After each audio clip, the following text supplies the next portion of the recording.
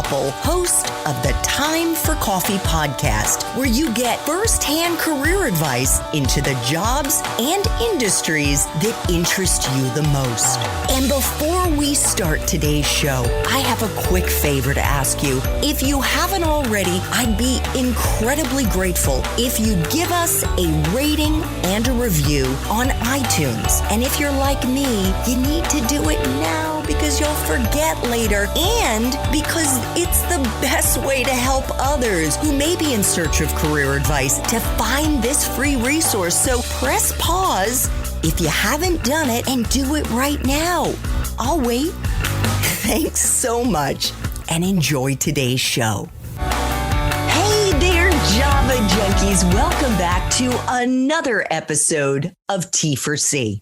If you're interested in learning more about what it's like to do metabolic research, then this is the episode for you because my next guest is an author, an associate professor at Brigham Young University, also known as BYU, and a metabolic scientist who researches insulin resistance, which he believes is the root cause of many chronic illnesses like cancer, Alzheimer's, and type 2 diabetes. But before I introduce you to Dr. Benjamin Bickman, I want to make sure you've signed up for the Java Junkies Journal. That's T4C's newsletter that features career advice and job-seeking tips, as well as unique insights into dozens of different industries from the professionals who are actually working in them. Just head over to the Time for Coffee website at time4coffee.org, and the sign-up box is right there. Now, my Java lovers, please grab your mug and take a chug of your favorite caffeinated brew, because it's time for another caffeinated career conversation. And my guest is Dr. Benjamin Bickman, an associate professor of physiology and developmental biology at BYU. Dr. Bickman is a renowned metabolic research scientist who has contributed to dozens of academic journals, as well as presenting at numerous professional talks, focusing on insulin resistance and how the body can prevent chronic illnesses. In 2020, he co-founded Insulin HQ, which is a coaching service aimed at reversing type 2 diabetes and helping those with insulin resistance to get healthy. And in July 2020, he published his first book entitled Why We Get Sick: The Hidden Epidemic at the Root of Most Chronic Diseases and How to Fight It. Actually, I think it's of most chronic disease and how to fight it, which dives deep into why insulin resistance is so prevalent and why it matters. Dr. Bickman, Ben, welcome to Time for Coffee. Are you caffeinated and ready to go? I'm ready to go. Thank you so much. I'm delighted to be here.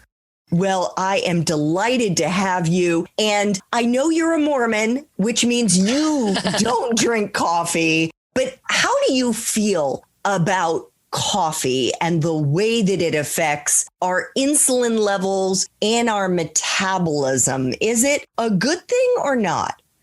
Yeah, that's a great question. I would say it's a neutral thing because there are some things that we would say are beneficial and some things we would say are not. People commonly only look at coffee through the lens of the brain and the central nervous system effects. And it's not the immediate stimulant a lot of people think. In fact, studies that have tracked the perception of energy in someone before and after coffee or with or without a placebo, it's a very modest, if any, thing. So most of the perk that someone gets from it is going to be just because of the habit and they enjoy this experience. And the caffeine is an addictive drug. And I don't mean to say that in some illicit, terrible way, but it is a chemical that we become very well adapted to, which drives us to want more. Now, as a metabolic scientist, I look more at outside the brain. I'm interested in what caffeine does to fat cells, which people would say is a good thing. And that is that caffeine induces or activates lipolysis, or the breakdown of fat.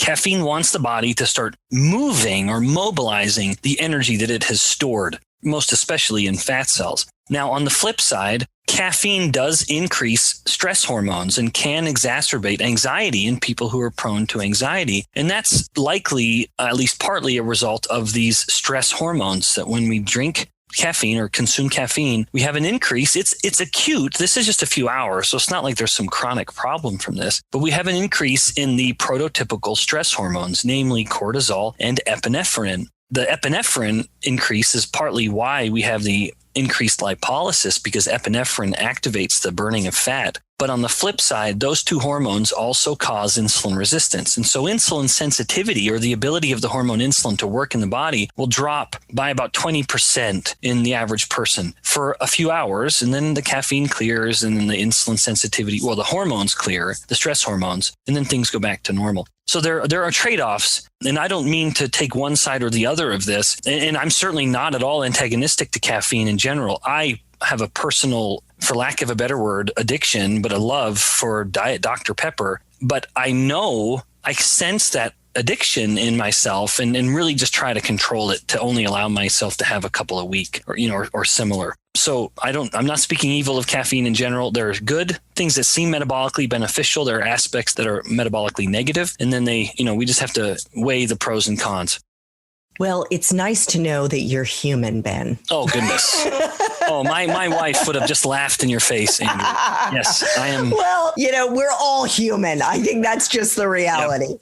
So before we get into what you do as a metabolic research scientist, as a cell biologist, I thought we might kick things off by giving our listeners a quick 101 on what insulin is and what insulin resistance means. Mm-hmm. Yeah, that's a great place to start. So insulin is a hormone that we make from our pancreas. The pancreas is a little gland that's just tucked underneath our stomachs. And everyone is making insulin all the time unless you are a type 1 diabetic. And type 1 diabetes, that's a disease of the destruction of those insulin-producing cells. And so that's a person who has to take insulin by needle injection. And you need insulin. You will die without it. Insulin affects so many aspects of, honestly, literally, and I don't use that word liberally the way the kids do these days. Insulin affects literally every single cell in the body. And so it's not hard to see why it is so essential.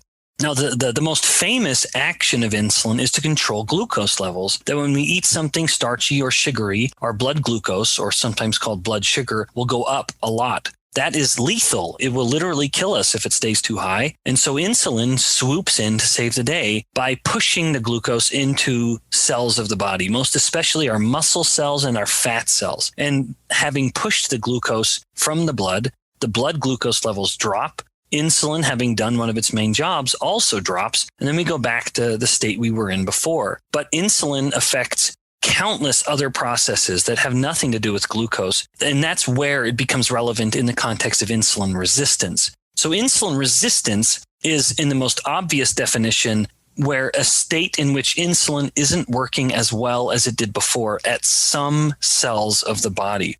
Now, I'd mentioned the muscle cells. Muscle is the main consumer of glucose. When glucose levels go up in the blood, it's mostly the muscle that takes that in because insulin pushes it in. Well, when the muscles become insulin resistant, now insulin's trying to shove the glucose into those muscles, but the muscles don't respond. And so the glucose levels stay high. And now the high glucose levels starts to basically turn the person into a type 2 diabetic.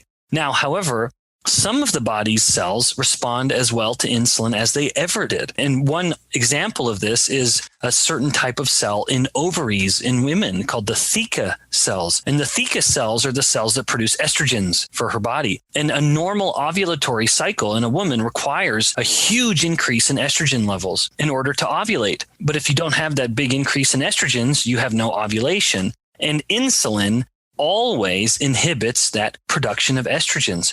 And so that becomes relevant in the second aspect of insulin resistance, which is that blood insulin levels are chronically elevated. Now, that doesn't matter so much to the muscle because the muscle is already resistant to insulin, but it matters very much to similar cells like the theca cells of the ovaries that are producing estrogens, because that means that higher and higher amounts of insulin are inhibiting the production of estrogens more and more. thereby preventing ovulation. And now the woman has polycystic ovary syndrome, which is almost totally a disease of insulin resistance, but not because the ovaries are insulin resistant, but because in the state of insulin resistance, blood insulin levels are much higher than they used to be. So that's insulin resistance. That was a long-winded way of defining it with some examples, but insulin resistance is, one, insulin isn't working as well as it did before. It's some cells, and two, insulin levels are much higher in the blood than they used to be. Okay. Wow. That was a super thorough response. Thank you. Just quickly, I realize you mentioned both type 2 diabetes and polycystic ovaries. But for our listeners, for university students, let alone those who are older, who are listening right now, why should they care if they have insulin resistance or if they might become insulin resistant? Yeah, so the easiest way to start this is with the people on the older end of the age spectrum, which is every disease you're afraid of is essentially going to be impacted, if not totally caused by insulin resistance. And this encompasses a very broad range. We just published a paper looking at how in Alzheimer's disease, the brain fundamentally can't use glucose very well because it's becoming insulin resistant. That's what connects insulin resistance to Alzheimer's disease. So that is one of the most terrifying diseases that everyone has. So that's one where your insulin resistance is going to make it much more likely that you'll have Alzheimer's. Insulin resistance makes it much more likely that you will get breast or prostate cancer, and also hypertension and heart disease, fatty liver disease. These are all related and very diseases of concern to us as we age. Now, on the younger end, to these seemingly immortal and bulletproof 20-year-olds, I would say a few things. One, the bill always comes due. That these habits that you're engaging in now, while you seemingly can stay effortlessly lean, it will always catch up.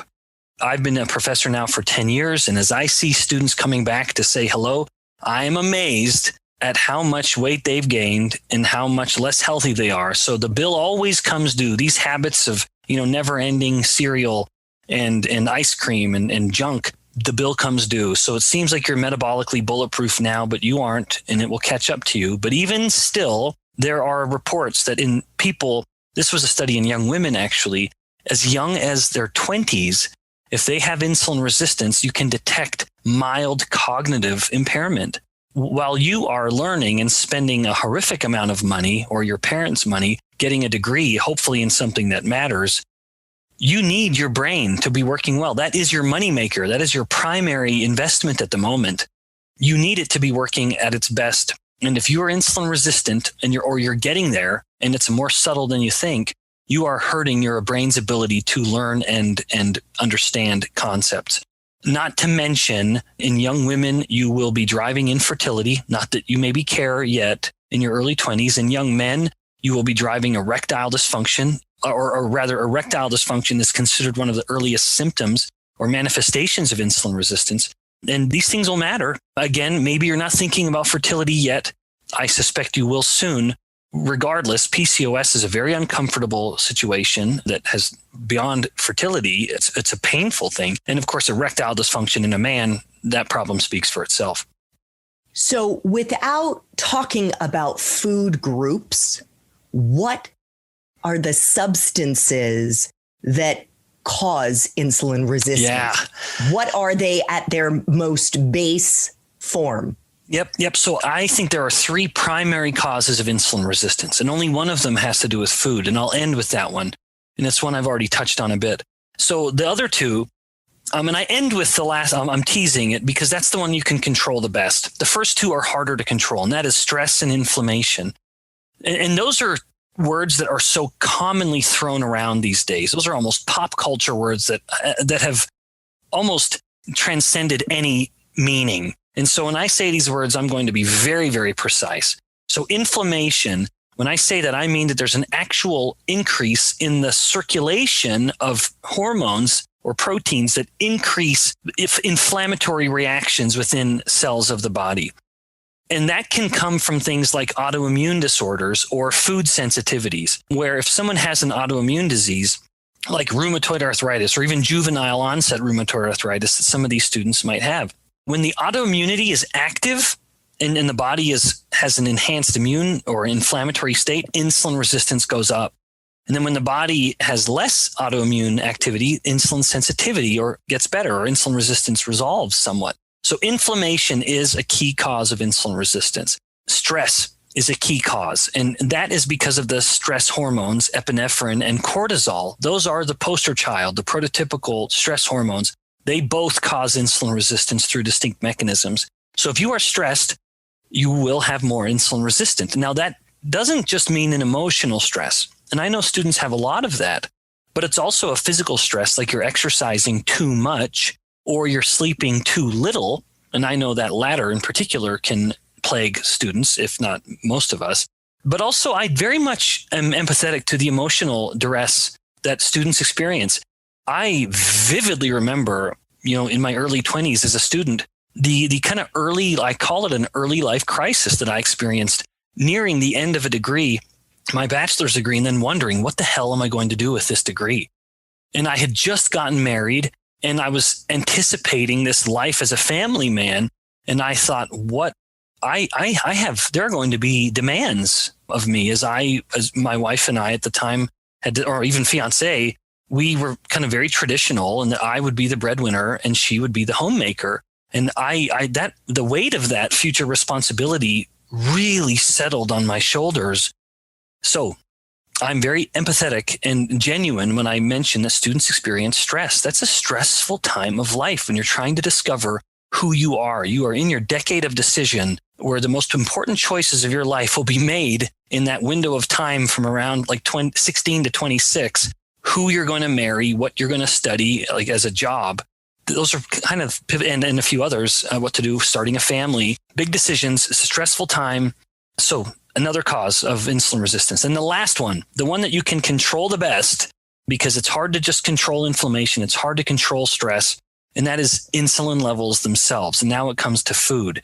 If someone is living a life that is constantly pushing their insulin levels up, the body will start to become resistant to that insulin. And that is reflective of a fundamental biological principle, which is too much of a stimulus results in a resistant to that stimulus. For example, something as benign as coffee. The first time a person drinks coffee, they have a remarkable response to it. And there are diminishing returns. Now they need more. And what used to be 1 cup of coffee would satisfy them. Now it's 3. And I'm not throwing coffee under the bus at all. That is just an easy example of a fundamental truth.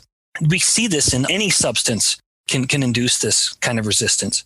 So what are the foods that you would say are the prime offenders when it comes to pushing your insulin up? Yeah, that's right. Yeah, so that's definitely the second part of this. So if chronically elevated insulin is a primary driver of insulin resistance, what is it that's causing the chronic insulin? And that is the incessant consumption of refined carbohydrates, where we have been told that we should eat, 5 to 6 little meals per day. And we've been told that we should have the bulk of our calories coming from carbohydrates. That's a wonderful... I'm sorry to interrupt there, because I know that there are good carbohydrates. For example, those in beans and in vegetables. Could you just spell out what you mean when you talk about the carbohydrates that are bad? That's a great question. At its simplest, it is, if a carbohydrate comes from a bag or a box with a barcode, it's one to be very, very careful with. So this is going to be cereal and bread, crackers, pasta. But fruits and vegetables or lentils, those you can eat ad libitum. You can eat those freely. You almost can't eat too many. Now, you could theoretically eat far too many apples, and because apples are kind of sugary. But for the most part, if it's fruits and vegetables and lentils, eat them, enjoy them liberally. There's no reason to scrutinize or control them in any amount.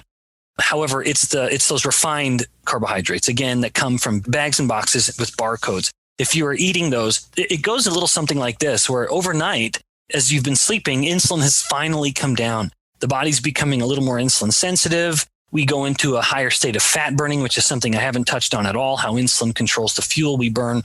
Insulin's low, the body is in a higher fat burning state. And then what do we do, especially undergraduates? we eat a big, sugary, starchy breakfast because it's 2 bowls of cereal and it's a cup of orange juice. That's just pure sugar. And so we have our glucose levels that spike to remarkable levels. Insulin has to come up as well to try to protect the body from that glucose spike. And then about 3 hours later or so, it has crested and it's now coming down. And wouldn't you know it, now we're hungry for our mid-morning snack. And so we get another starchy or sugary snack or a sugary coffee. And once again, we've bumped the glucose and insulin back up. And right as it's about to come down, we have a big starchy lunch and then our afternoon snack and then dinner and an evening snack. And so we are spending almost every waking moment and well into some sleeping moments in a state of elevated insulin. And that is driving insulin resistance. And it's preventing us from burning fat because when insulin's high, the body's in sugar burning mode, not fat burning mode. Ben, I have this discussion, or I've had this discussion with my now 17-year-old son for years, and he has dismissed me out of hand as being an extremist, crazy woman when I tell him that the cookies, the brownies, the Cheez-Its, the whatever, I say the sugar is poison. It is poisoning his body. He's like, Mom, you are whack. Yeah. What do you say? Yeah, well, Mom is not whack.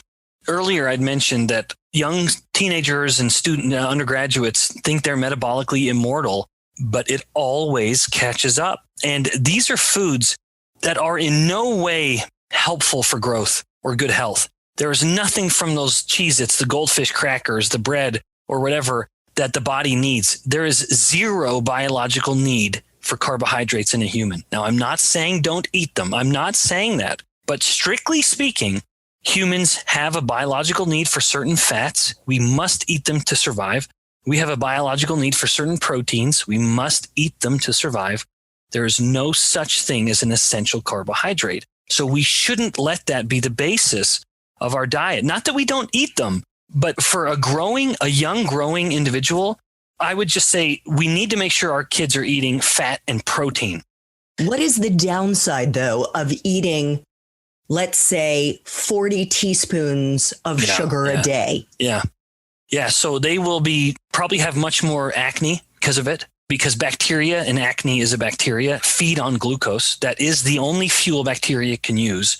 Students might also have, this would be more of a problem for girls than boys, but much more urinary tract infections, because once again, bacteria feed on glucose. And if your glucose levels are always high, you're spilling it into your urine, feeding those bacteria. And then you might be driving some subtle problems that you're not seeing with the naked eye, which would be fatty liver disease. You can have young people with fatty liver disease because they're drinking so much juice, or they are eating so much sugary junk food or starchy junk food. Because, Cheez-Its and crackers, they don't have a lot of sugar, but they have just pure flour, and flour is immediately metabolized into glucose. And fatty liver disease is a consequential problem because it's a gateway problem for liver failure, ultimately. And in girls, you can have teenage girls who have polycystic ovary syndrome. And these are problems that are afflicting more and more young people, not to mention if they are eating a diet that is spiking their insulin all the time, while they're even younger, they could have precocious puberty, where a kid is gaining weight and that weight is driving their early physical and sexual maturation, known as precocious puberty, which has consequences that go beyond just the obvious.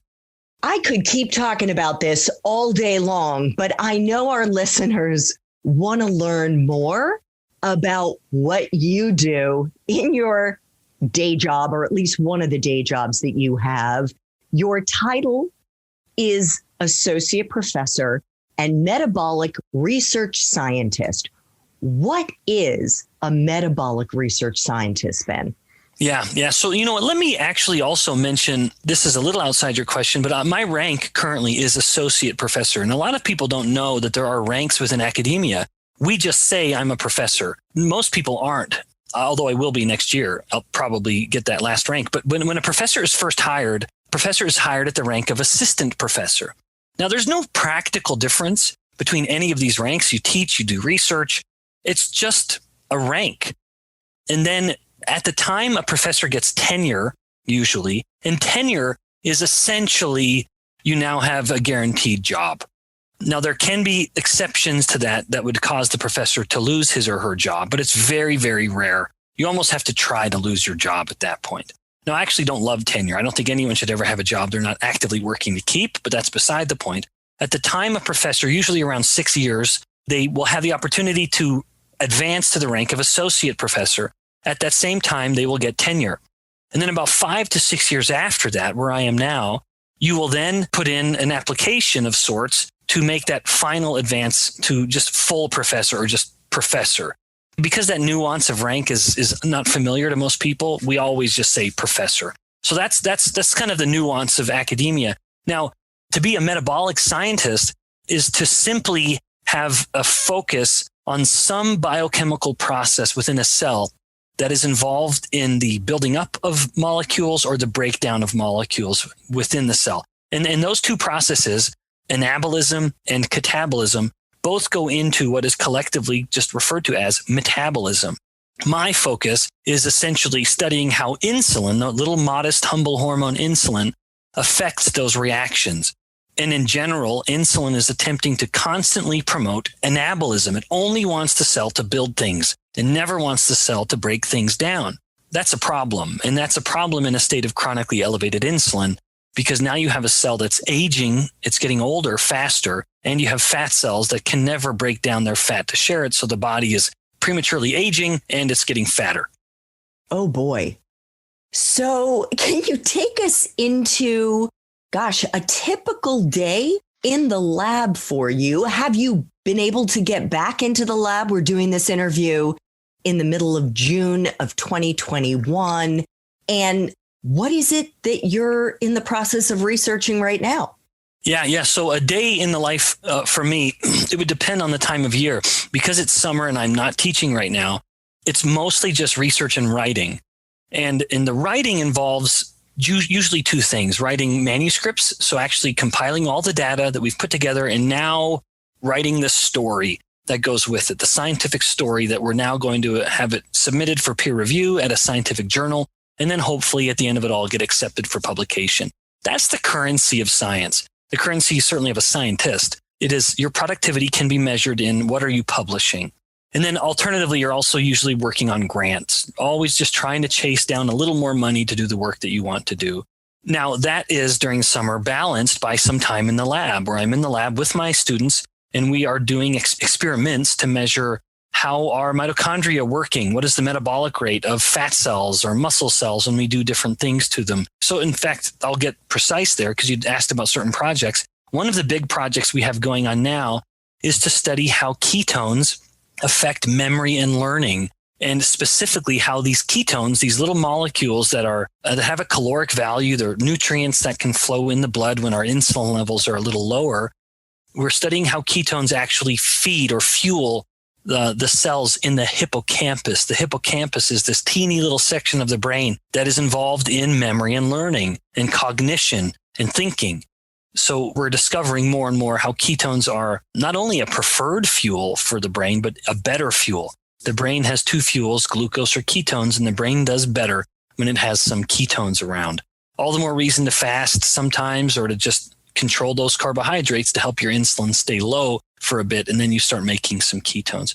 Another project that we have is looking at how muscle cells can grow in response to these certain chemicals that kind of activate anabolic signaling or growth signaling within muscle cells. And this would potentially be a therapy in people who have muscle wasting problems, like with cancer. Of course, an obvious one would be for athletes because their muscles will get bigger, stronger. Oh, fascinating. So what do you think have been the most interesting discoveries that you've landed on through researching the ties between certain molecular mechanisms and how they affect metabolic disorders such as obesity, type 2 diabetes, and dementia? Yeah. So I'd say two really neat discoveries that we've had over the past couple of years. The first one is our publication that details how insulin will directly act to slow the metabolic rate in fat cells. fat cells have a metabolic rate. They are living, breathing cells. They have a life to them. And although the metabolic rate is very low in fat cells, we found that insulin actually depresses the metabolic rate even lower. In contrast, ketones, which the body makes when insulin is low, actually accelerate the metabolic rate in fat cells by 3 times. So when we look at our own fat cells, we can kind of put them to work for us by controlling our diet to keep our insulin low and our ketones a little higher, and then we can accelerate the metabolic rate in our fat cells. So that was a neat paper we published. And that was neat because we involved cell data, rodent data from lab mice, and human data. We actually pulled fat biopsies from humans to measure the metabolic rate from little pieces of fat from human volunteers. Then the second study that I'll mention is the paper we published with regards to Alzheimer's. And this was a very neat paper because it once again was human tissue. We had access to the hippocampus from people who had died. These were tissue donors or, cadaver donors of people who had died with and without Alzheimer's disease. And we found that the people who had Alzheimer's disease had brains that were fundamentally less capable of using glucose for energy. However, they were perfectly capable of using ketones for energy. And so another encouragement to give your body a break from all the incessant glucose and insulin, let the ketones come up. Because if someone is on the spectrum towards Alzheimer's disease, part of the problem is your brain is going hungry because it can't use glucose as well as it used to, probably because it's insulin resistant, and all the more reason to give it some ketones, which even the Alzheimer's brain can greedily gobble up and use for energy. So give your brain a break and let it use ketones. That's one of the takeaways from that other big paper we published. So I have a couple of quick follow-ups. I think quick. How can we increase ketones in our body? You suggested fasting is one way, but is there another way that we can actually ingest ketones? And then the second point has to do with something you raised during our Espresso Shots interview. And that was the importance of being able to storytell, the importance of being able to write as a researcher and communicate verbally, because you can be producing the most amazing research in the world. But if you're not able to present it in a way that catches people's attention, I don't want to say it's a waste of time, but it's going to be really hard to get it out there into the public sphere. Yeah. So the first point about the production of ketones, the body cannot make ketones unless insulin is low. And so the simplest way to do that is fasting, of course. That's the fastest way to do that. If you're not eating anything, your insulin will come down quickly and you'll make ketones quickly. Another way with dietary intervention is just to have a low carbohydrate diet or to avoid those big offenders of carbohydrates. Focus your carbs on vegetables, fruits, and lentils, and then make sure you're getting ample protein and fat because they have little to no effect on insulin. Now, to the other point you mentioned, because the benefits of ketones are getting more and more widely known, it's no surprise that people have leveraged on that fame. And now we have ketone supplements. These are referred to as exogenous ketones. Endogenous ketones are the ketones you're just making on your own, which is beneficial and prudent. But you can drink ketones as well to just accelerate that process. And these are ketone salts or ketone esters. And either of them work. The ketone ester is much more expensive, but it works much, much better. And I'm not a big advocate of people drinking ketones. My view is if you want ketones, then make your own by keeping your insulin down. Now, to your other point about having to convey information, I'm always quick to say that a good scientist is half scientist, half salesperson. You've got to sell people on the value of what you're doing, not only, of course, to get grant money, but even to just get interest in your topic. Now, it is my good fortune to study a topic that most people are naturally interested in, obesity and diabetes. But even still, there are a lot of other diabetes and obesity scientists that aren't sharing what they know. And that was a very deliberate act on my part. About 5 years ago, I think that's right. About 5 years ago, I had reached a point of frustration in my career where I realized so much of what I'm learning is both so relevant. People need to learn what I'm learning, but it's also so irrelevant in that no one will ever see it. I will publish this paper or I'll give a talk at a scientific meeting And the only people who will ever read it or hear it is other scientists. And I railed against that because I thought we need to share what we're learning, we metabolic scientists. And that was when I first got engaged on social media. And it was then and is still now completely a tool of disseminating scientific information. It's never me posting pictures of me working out or out with my kids or whatever. It's only me sharing tidbits of science. I'm thrilled at how warm the response has been, but it is just reflective of this effort on my part to want to share information. And it's a fun challenge. I enjoy, even in my writing of scientific manuscripts, I don't like being bored. I like to find new clever turns of phrase. I like to find a new way of expressing an old idea because it can get boring using the same old science speak and all the same old vernacular. I like to mix it up a bit in my writing even, although it's a little drier. But then I can certainly get a little more colorful in my expression or, these little tidbits that I do on, say, Instagram or similar. I like being able to convey that. And as you said, you have to have a bit of an entertainer aspect in you to do it well. Well, speaking of the de-wonkified writing that you've been doing, your book that came out in the summer of 2020 is just that. Why We Get Sick, the hidden epidemic at the root of most chronic disease and how to fight it. Could you just give us the headlines? I recognize we have touched on this throughout the interview, but why do we get sick? Yeah, that's a bold title, of course, right? And that was deliberate on my part, because if I would have given it a more accurate title, like why insulin resistance matters, why you should care about it, no one would have ever taken it off the shelf because we see the word insulin and immediately think it's only relevant to a diabetic. We have no knowledge of how relevant it is to disease. In fact, that knowledge is so little that even most actual healthcare providers, most physicians and nurses have very little regard for insulin. And that there was kind of my focus. I wanted people to understand that insulin resistance is fundamental to virtually every chronic disease. It's either directly causing it as the main cause or it's making the disease worse. And this covers a massive spectrum of diseases. Insulin resistance is probably the single most relevant variable to Alzheimer's disease. It is the most relevant variable to heart disease, which is the number one killer. It's very relevant to the most common cancers, breast and prostate cancers. While it's not causing the cancer, it's accelerating the cancer. It's the most common cause of the most common infertilities, PCOS in women and erectile dysfunction in men. It's the most common cause of the most common liver problem, which is fatty liver disease, and several other diseases. So the book was written because I wanted people to understand what insulin resistance is, how relevant it is or why it matters in all of these chronic diseases, where it comes from, why it's become so common, and then what to do about it. Kind of the happy ending of what is otherwise an entertaining horror story in a way. So that really was my motivation. I thought this is a message that too few people understand. I understand it. I'm beholden to share this with others. So glad you have. So what should our listeners be eating to prevent insulin resistance? Yeah.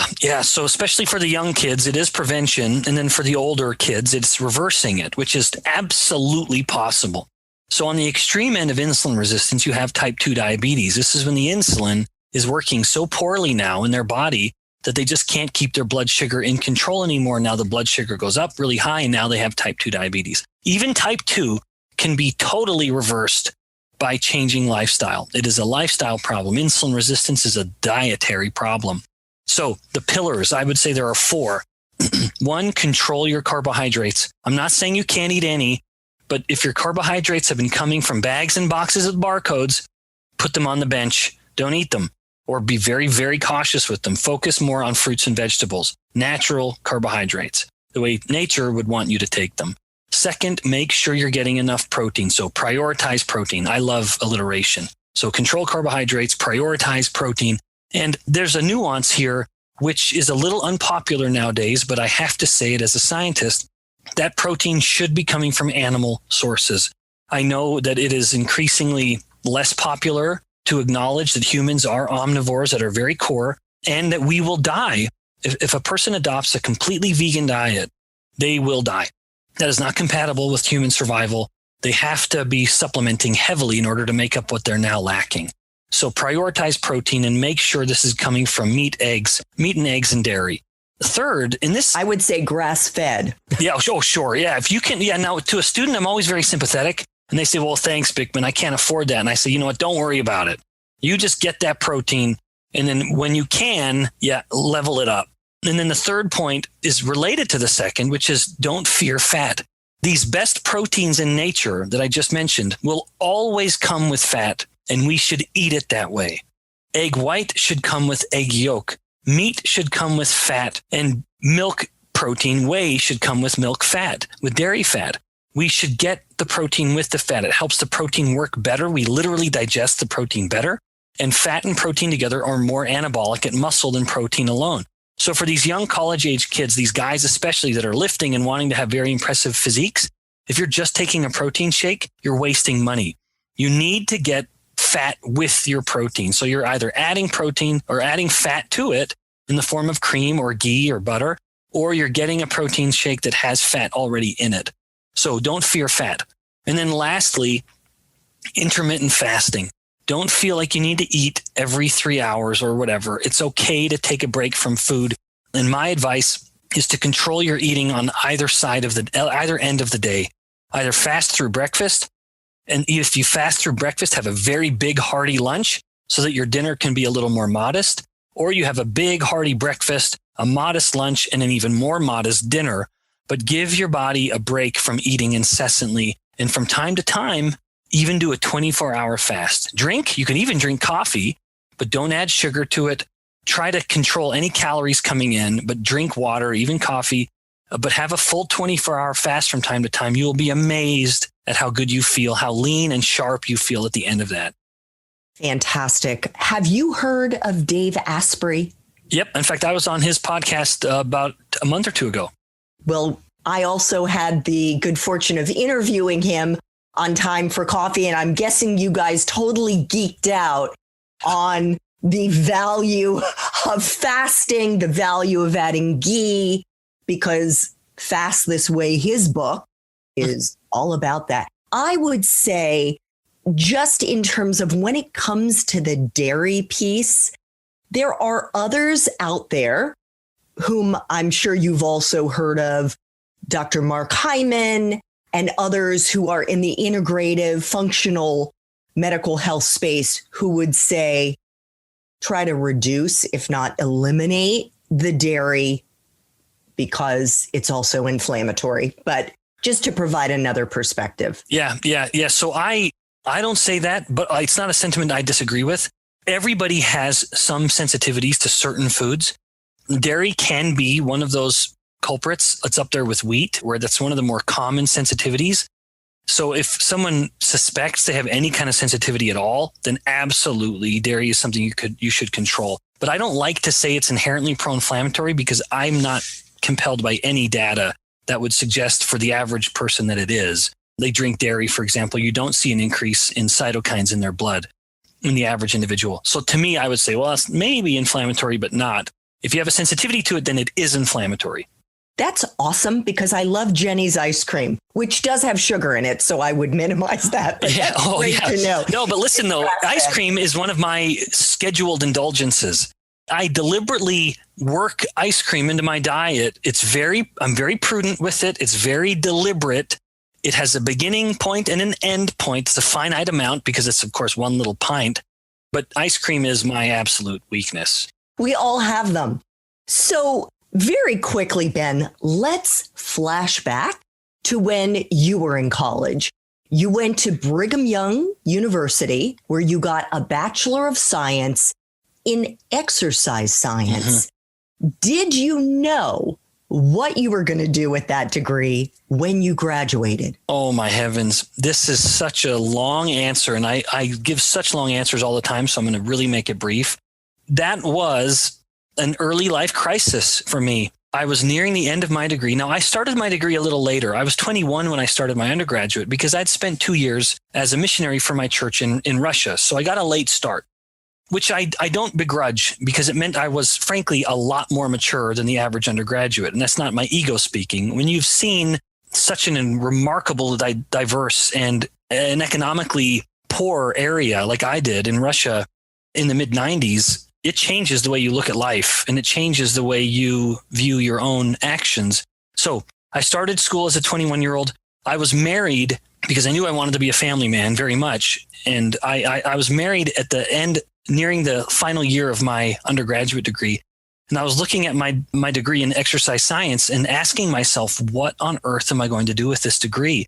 It's not one of those particularly practical degrees like accounting or engineering or nursing, which I hope my kids will go into.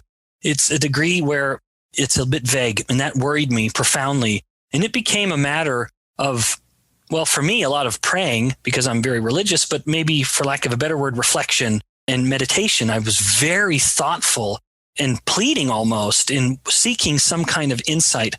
And I was sitting in a class and looking at my professor, and the professor had said that day, I can't stick around after class to answer questions because I have to rush home. And this was like at 2:00 in the afternoon. He said, I have to get home because I'm coaching my boys' soccer game and they have an early game today or something like that. And that just struck me. And I thought, what is the purpose of my future career?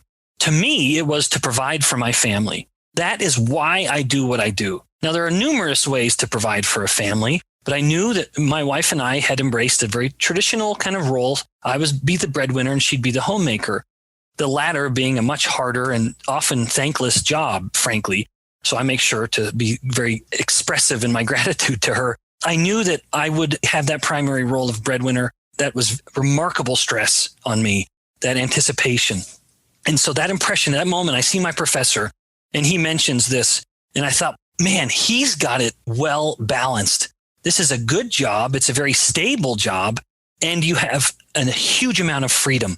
And so I thought, I want to look into being a professor. And at the same time, I was taking an incredible class in endocrinology, and it was fascinating to me. And the professor, I learned, was an active scientist. He was actively publishing research. And when I learned that, when he mentioned that in class, it blew my mind because I didn't know there were still scientists studying the body. I thought in the mid-90s, or by this point, it was early 2000s, I thought we already know everything there is to know about the human body. It never even entered my mind that people are still studying the human body. And I thought, I want to do that. And so I immediately contacted this professor that I'd just finished his class. And I said, look, I want to get a graduate degree. Please give me some instruction. He said, well, you don't really know what you want to do yet. So don't jump into a PhD, get a master's degree. I look at a master's degree then and still do as kind of a holdover in the sciences. It's not enough for you to make a career out of necessarily in academia, certainly. And it's okay to be a little curious still in wondering what you want to actually focus on for your PhD. So I just rolled into a master's degree right here at BYU. It was comfortable and I knew that scientist already. And so I just worked my way into his lab. And that was very rushed. I took the GRE that weekend and just got right into the program, thankfully. And then I was very thoughtful about what I want to do with my PhD. And that was the beginning, what has already become a long story, make it a little shorter. That was the beginning of my focus on fat cells and insulin resistance and how inflammation even specifically plays into that. And these are all topics I've continued now. So I got my PhD in bioenergetics, which is kind of the biochemistry of metabolism at a very good school, East Carolina University, ECU. I would say if any student is interested in ECU or this field, ECU is an incredible program at a very quiet university. You'd never know it. But anyone in the realm of obesity and diabetes knows ECU. So I'm very grateful that I was able to go there. And I had my dissertation work was with a wonderful scientist who was so kind and so supportive. And then after the PhD is an often unspoken aspect, which is a postdoctoral fellowship. This is something students need to hear because I didn't know about it until I'd started my PhD, which is that if you want to be a PI or a scientist, you need to do a fellowship at the end of your PhD. I did my postdoctoral work with Duke University, but it was the Duke campus that is located in Singapore, this beautiful tropical island, very well developed, very beautiful. So I moved my beautiful wife and our little baby to Singapore, which was nerve-wracking. You know, I am taking my wife and our little family around the world. And we lived there for about 3 years, and it was incredible. We loved it. It was magical there. We had our second daughter was born there. And then at that time, BYU came knocking. My old alma mater said, hey, we have an open spot. We would love to bring you back to study diabetes and obesity. And we had such an affection for BYU. My wife is from Utah. And so it was comfortable, familiar stomping grounds. And so we moved back here 10 years ago, and we've been here ever since. How fantastic. Well, you see, the pieces have fallen into place. Yeah. Now, you know what, though? Let me just say to those students, and it's almost like I can see my own students as the audience here. You are in that decade of decision, and these decisions matter. And so you should be thoughtful about them and talk to people about these decisions. Talk to your professors, talk to people in the field you're interested in going into. Don't try to figure this out on your own. That was my biggest problem, where I was having my early life crisis, and to varying degrees, I think many students will or do. I tried to keep that burden on my own shoulders, and I ought to have earlier sought insight from people. So be liberal in reaching out to individuals, either on your campus or outside of it, in the field you want to work in. Don't try to just figure it all out on your own. And if you don't know what field you want to go into, and maybe even if you do, I would be honored if you would follow me on LinkedIn, because that is what I do. Try to help young college students who are confused figure it out. 2 final questions for you, Ben.